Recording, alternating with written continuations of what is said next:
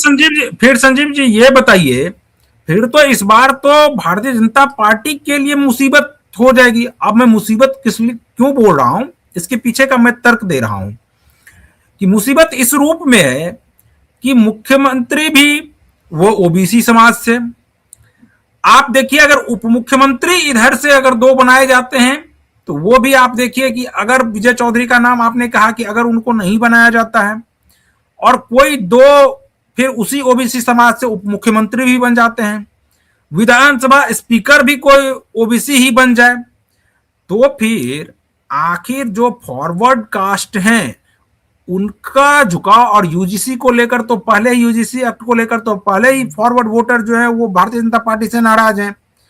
ऐसे में क्या भारतीय जनता पार्टी से फॉरवर्ड वोटर नहीं छिटकने की आशंका है कि वो छिटक जाए पूरी तरह से?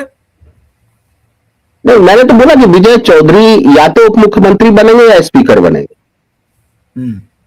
एक तो सवर्ण समाज का एडजस्ट हो ही गया, बाकी मंत्रालय में लोग हैं।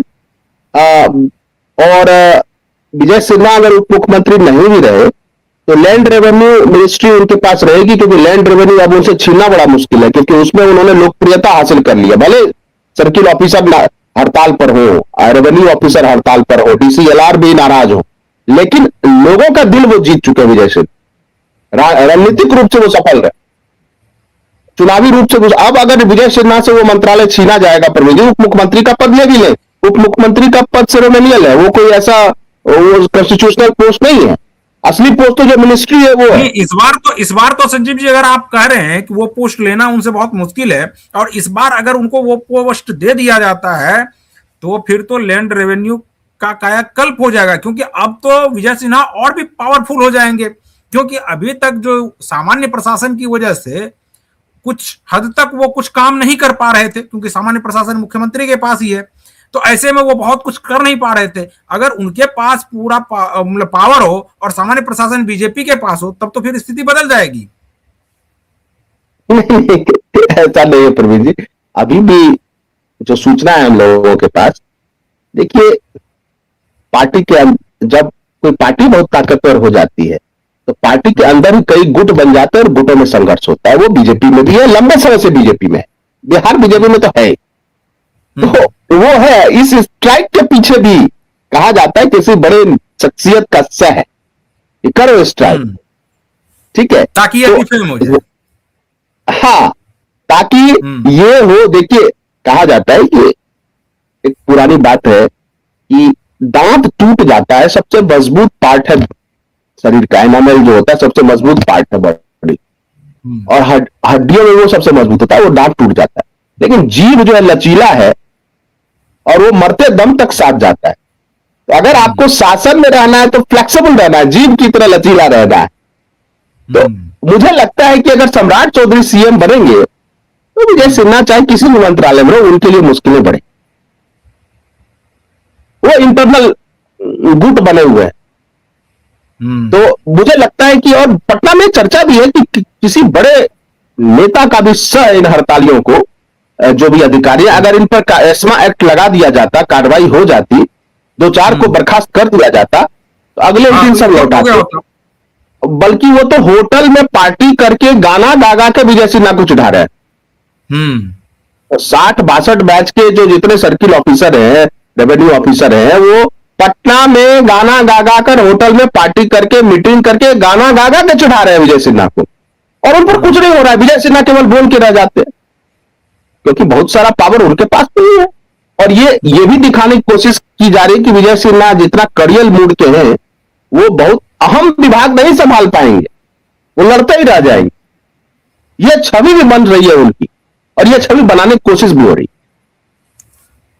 नहीं तो, लेकिन अभी आपने ही कहा कि ये छवि बनाने की कोशिश हो रही है। ये छवि तो उनके लिए एक प्रकार से संजीवनी के रूप में हो गया है, खास करके अभी, क्योंकि आपको याद होगा कि इलेक्शन के दौरान उनके ऊपर जिस प्रकार से वो खुद ही, हालांकि उनके ऊपर हमला हुआ था कि नहीं हुआ था ये अलग बात है, क्या उनके ऊपर क्या फेंका गया था, गोबर ओबर पता नहीं क्या क्या फेंका गया था, लेकिन उसके बाद जो वो स्थिति दिखा रहे थे अपने पूरे विधानसभा क्षेत्र का, वो तो काफी दयनीय थी। उससे उनकी स्थिति और मतलब बर्बाद ही हुई थी बढ़िया होने की बजाय।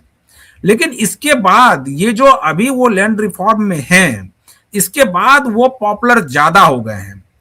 तो आपको लगता है कि ये पॉपुलैरिटी उनके लिए अच्छा है, या वो आपने जो कहा कि जीभ वाली स्थिति हो तो वो ज्यादा बेहतर है? देखिए, लोकप्रियता कभी कभी गले की घंटी भी साबित होती है राजनीति। राघव चड्ढा भी तो बहुत लोकप्रिय हो रहे थे, किनारे कर दिए गए।